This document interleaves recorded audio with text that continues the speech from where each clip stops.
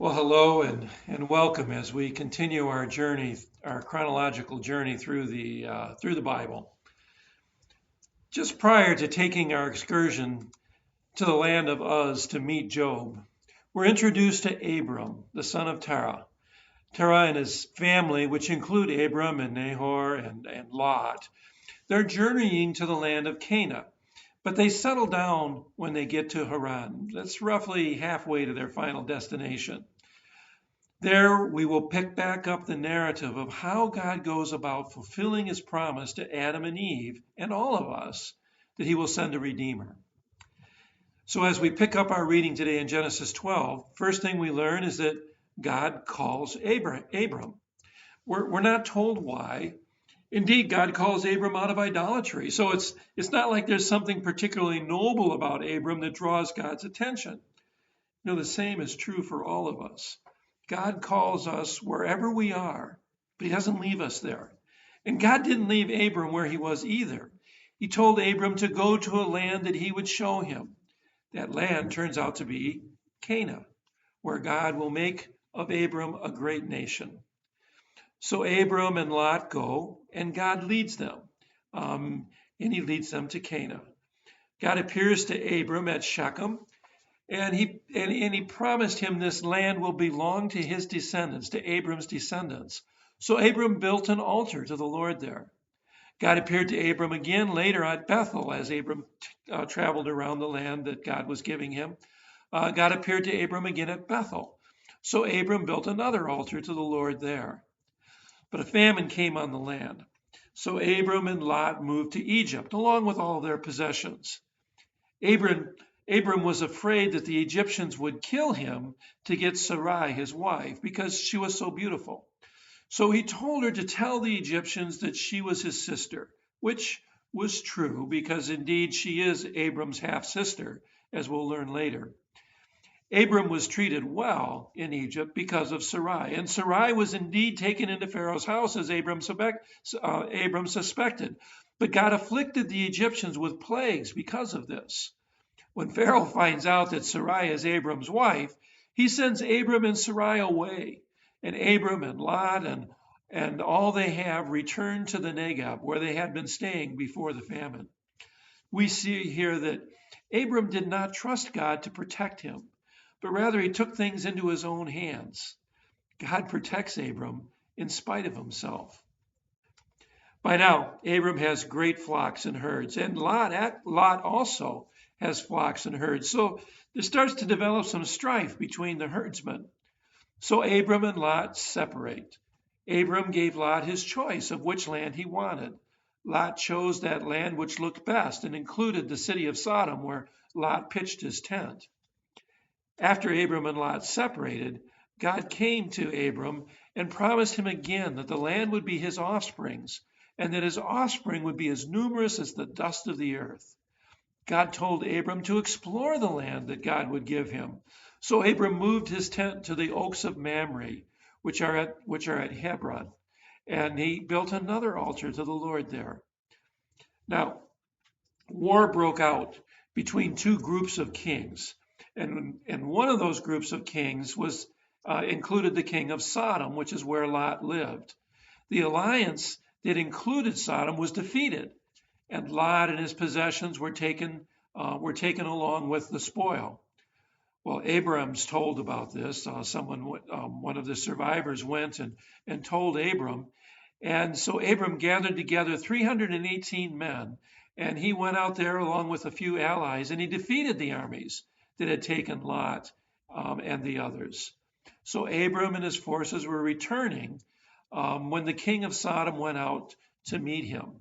Also Melchizedek, king of Salem and a priest of the true God, brought bread and wine to this meeting, and he blessed Abram. Abram gave Melchizedek a tenth of everything. Now, if bread and wine and a tenth, if these things start to sound a little bit to you like the Lord's Supper and the giving of a tithe to the Lord, you're definitely on the right track. This certainly foreshadows things that are yet to come.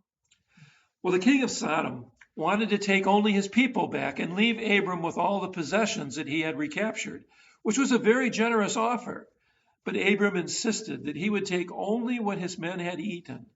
Abram did approve of the others who had gone as his allies, 3 leaders that are mentioned, receiving a share. But Abram himself took none of the material wealth that had been recovered. You see, this victory was God's victory. Abram was surely vastly outnumbered, but God gave him the victory, and Abram would do nothing to detract from the glory that belonged to God and to God alone. After all of this was done, the Lord appeared to Abram again, telling Abram that God was his shield and that Abram's reward would be great. You see the shielding effect of God when Abram went to recover Lot, and you wonder if maybe God is reminding Abram that when he went to Egypt, he was his shield there as well. But whatever the case, God comes to Abram, tells him that he's his shield, that Abram's reward will be great, and Abram brings up that issue of not having an heir. God told him that he would. God reassured Abram that he would have an heir. And you know what? Abram believed it, and God counted it to him as righteousness. That's a key passage in our reading today, a key passage that demonstrates that it is faith that saves and not our works.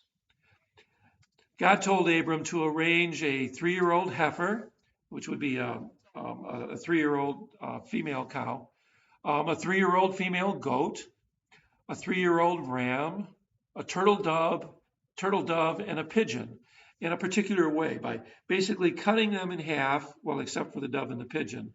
But the heifer, the goat, and the ram were cut in half and laid side by side. This Abraham did, and he guarded them against the birds of prey that obviously would come to something like that in hopes of a free meal. He guarded them until God put Abram into a deep sleep.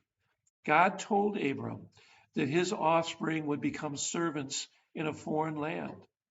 Later on, we're going to find out, of course, that that's Egypt. That they would be there for about 400 years before they would come out. But when they come out, they would come out with great possessions. God promised Abram a long life. And finally, God then passed between the halves of the sacrifice as a smoking pot and a flaming torch, sealing the covenant himself rather than Abram sealing the covenant.